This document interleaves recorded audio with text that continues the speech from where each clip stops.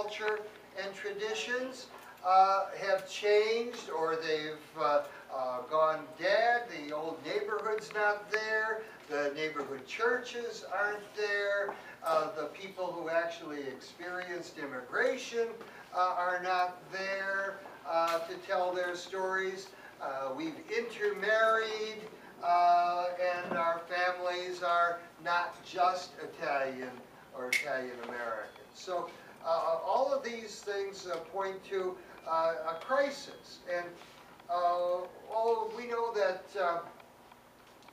history gets recorded, the major events in history, political things, but the stories, the life stories of the individuals, the people who we know, the ordinary folk maybe, are in danger of being lost completely.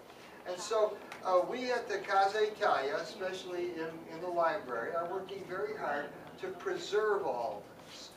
We have, and some of the people who will be presenting today are the volunteers, a merry band of folks who come every Monday afternoon, and we catalog books, or we transfer VHS tapes to DVDs, or we're Xeroxing things or scanning things to keep them in order so that you can find them. And the iPad, do we have the iPad here? One of the proudest things that we have is Tony Morrow is working on this, and I have my iPad. Was it going, or did you turn it off? Or? I didn't know how to shut it off. It just shut itself off. Okay. You can go online on our internet page, and you can play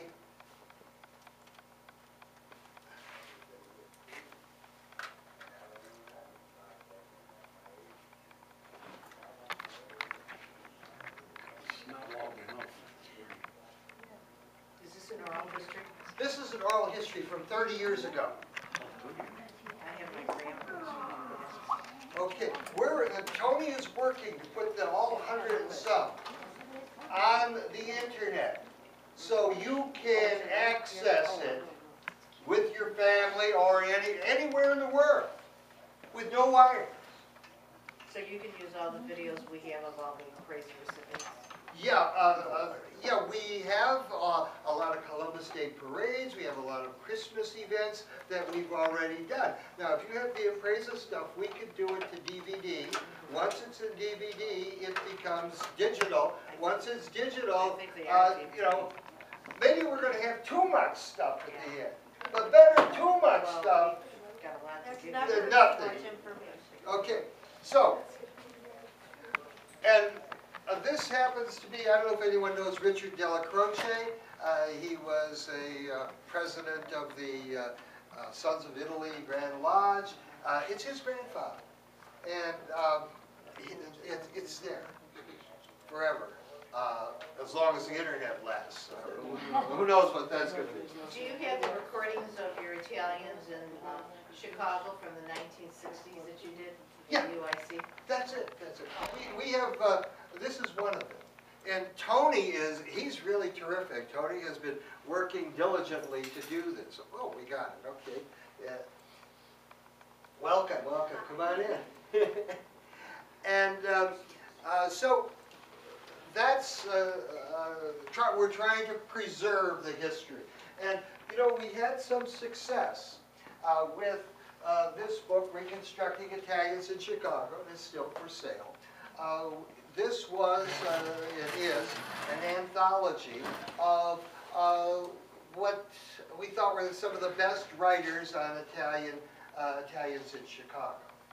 And it has sold enough copies at this point that we're making money on each sale.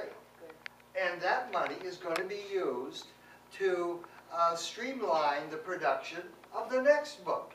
And then when the women's book is a big success, we're going to use that money to do a book on Roseland maybe, or some of the other neighborhoods or topics that come along. And so that my ambition is for us to have a shelf this wide with books that talk about the Italians in Chicago. I'm not looking to for them to be to sell 1 million. I'm not looking for them to be the most hoity-toity academic books. I just want to preserve the past. And you know, I was born in 1940, and I remember enough. It was still the emigration was still you know, 20, 30 years ago, 40 years ago. It was still very evident when I was growing up, and I got a good taste of it. And I know how important it is. Well, it's important to me. I don't care if it's not important to you. It's okay too, but it's important to me. This is what I'm going to do. And I hope I can get others to come along. And if you feel like I do, let's work together and preserve as much of that wonderful past as we can. It's our past. It's our history. That's who we are. Okay, we might change as we go in the future, but that's who we are, Italian Americans. And so, and then focusing on women, well, as you all know, women get ignored in history. And as you probably also know, in the Italian family, women rule. Whether they show it or not, they rule. So this is an important key to our past and to our culture and to who we are, is to learn more and pay more attention to the women who are propping up the men to make them look good, feel good about themselves.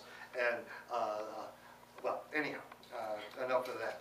Now, where are our sources? Well, I demonstrated the oral history. You can have that oral history with you anywhere in the world via the internet and an iPad. There are newspapers.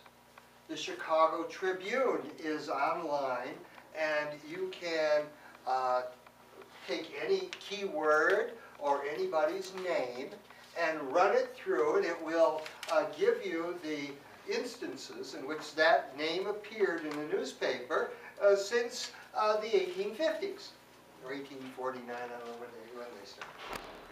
But that's certainly key, and Tony again will talk about how we dug up an important Italian-American achiever. Hi. Now, what other sources are there? They're the newspapers. It's the Franoi.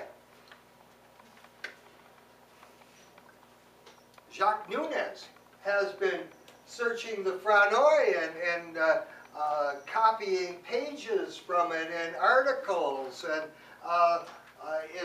there are like what 50 years, 50 some years. It started in 1960, and it's now 12, so 62 years. Is that right? 52 years. 52 years. Okay. 52 years every month. 52 times 12 is whatever, and only the computer knows. And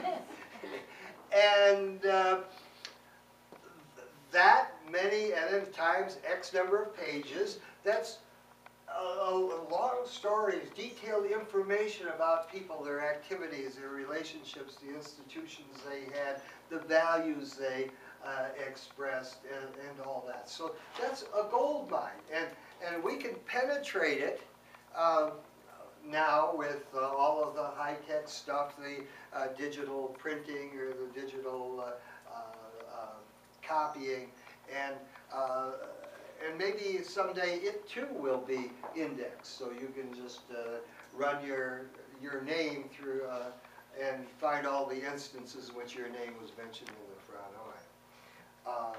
there are church records, there are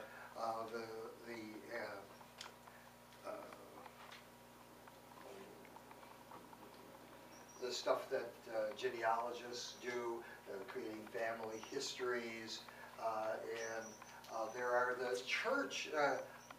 church commemorative booklets.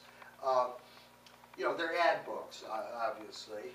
When the church is 75 years old, well, they usually have a nice, sometimes it's great, sometimes it's okay, but it is a record of who was who when in that parish. And sometimes they ran pictures of each individual, each member of the parish, or each family in the parish. And this is at a time when there were a dozen completely Italian Catholic churches run by the Scalabrinians. These are some of the ideas, and I want to present or ask some of the folks on who have been working with me in the library to talk about their progress so far. We want to get the community excited about this, get people looking into the past of their relatives or friends or community members that they happen to know about. We don't want to leave anybody out.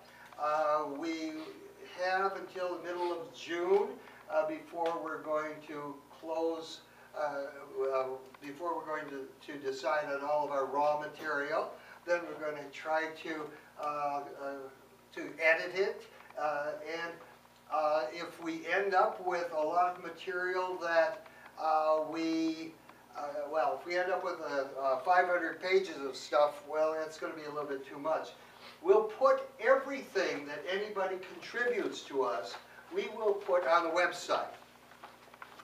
And we'll also put raw materials. If you have pictures and a clipping about your grandmother, and maybe you wrote up a paragraph about your grandmother that gets included in the book, well, on the website there will be the raw materials that you would like to share with the rest of the world about your grandmother. So we want it to be, it's going to be eclectic. There's going to be some stuff that is like PR, resume type stuff. She did this, she did that, these are her honors, and blah, blah, blah. That's good. Okay, we want to have some of that. We don't want it to be all that. We want some creative writing. Ann Calcano, who teaches writing at the Art Institute, is going to contribute one of her short stories. Tony Artizzoni, who is an award-winning writer of short stories and he's at the University of Indiana University. He has offered to let us anthologize one of his stories. So we're going to have professional writers, and maybe we'll certainly do something on Tina DeRosa. We'll possibly have a section that she wrote, or something that was written. We'll certainly have something that was written about her, because Pam has done a nice article on that. So we want to depict women Italian women in Chicago history. And when we say Chicago, we mean obviously the whole Chicago area, including Chicago Heights, which is my hometown. And some people think it's off the edge of the earth. Now, Highwood is off the edge of the earth on the other side, so it's going to be there. So we want to have a mix, a little bit of everything. We have the prominent people, rich people, poor people, politicians, murderers. I was going through the trip, and there was an Italian woman accused of murder, and I think she was convicted, etc. So we have murderers, What now? I don't think we'll include any mafia wives, though, but if somebody has a good mafia wife story from the 1930s, hey, well, maybe it'll work. So, Saints. if you have a diary of your life, maybe when you were growing up, and and it expresses something about your Italianness and the gender roles in the Italian family, etc. Or if you know of somebody who kept a diary, maybe it was a great-grandmother who kept a diary of what happened in the immigration process. This would be something. Photos. Photos are wonderful. We want to collect as many photos as possible, and if you know that in the room above here we have the Italians in Chicago permanent exhibit, and we'd like to enrich that with what goes on in this book. So let's, we talked about oral histories. Let's start out Christina Ruscitti. Christina is a recent graduate of the University of Illinois, and she's been working with us, and she has been looking through the oral histories that we did in the late 70s and early 80s to try to find maybe quotations from it and to string them together in an article with Italian-American women reflecting on their lives. Christina, just about 5 minutes or so, sort of progress report. Okay, so once again, my name is Christina Ruscitti, and I've been going through the oral histories. So I've just been looking through them, trying to look at anything that stood out to me as something important, valuable, that really tells the story of Italian-American women. And there's a range of things, talking about education, whether or not that was important, gender roles. There's a lot of conflicting views. Some that see, women stay at home, take care of the children. Others more progressive, working, contributing to the household. So there's some interesting contrast with that I have found. Also just kind of cute little stories about how, this one woman, her mother, she couldn't tell time. She would go outside and look at the sun to tell time. But then her son taught her how to tell time because he was just so embarrassed of his mother. And so then every 15 minutes she would go around telling everyone, guess what time it is? Do you know what time it is? So there's things like that just showing kind of the personality of Italian-American women, I think. I think that would be important to include. So it's just a matter of going through them. We have a lot of oral histories. There's a lot of good quotes in many of them. So it's just a matter of pulling out the ones that would capture an audience and tell the best story in a way that would really communicate, the history and the lives of the Italian-American women. Do you have a particular quote that you would like to share with us? I have a few. Let's see.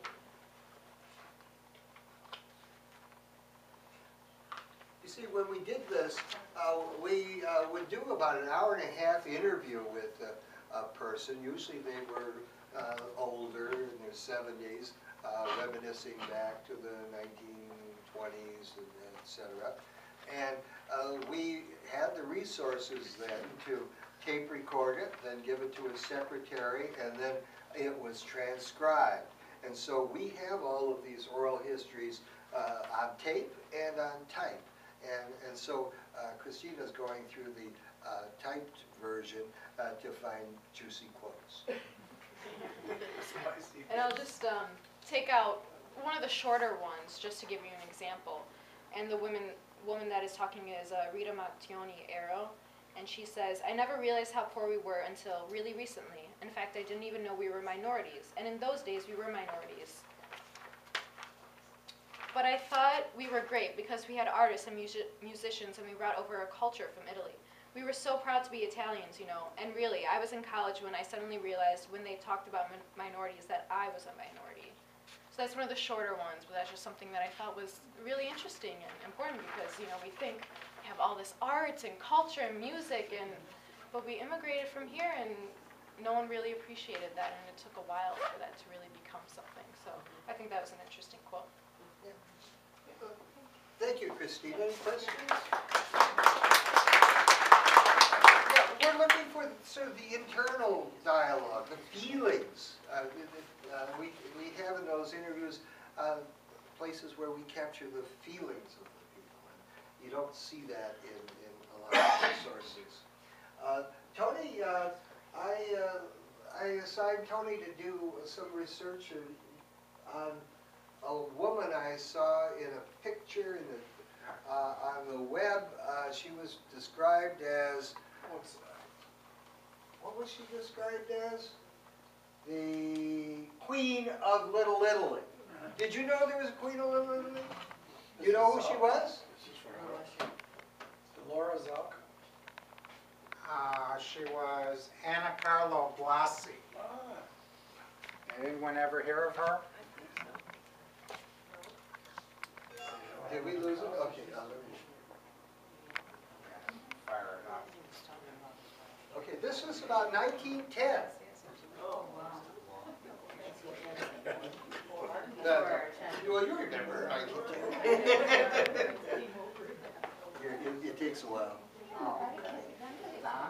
Okay, yeah, and it'll take. You have to get it. Okay, is that one? The computer.